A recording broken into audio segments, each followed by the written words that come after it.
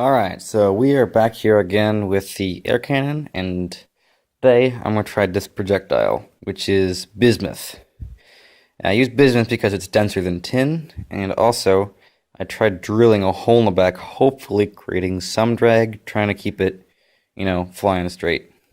So this weighs about, I think it was 211 grams, and we are going to see what kind of energy we can get out of this gun with this bullet. Okay, here we go.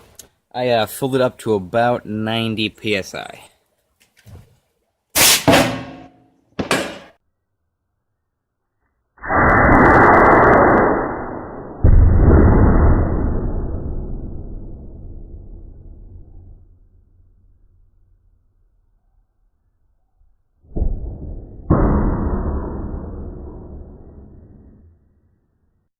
Okay, so our 211 gram projectile broke on impact because bismuth is a pretty brittle material. But anyways, from what I figured out, it was going at about 119 feet per second, and we reached 140 joules, which is the best so far.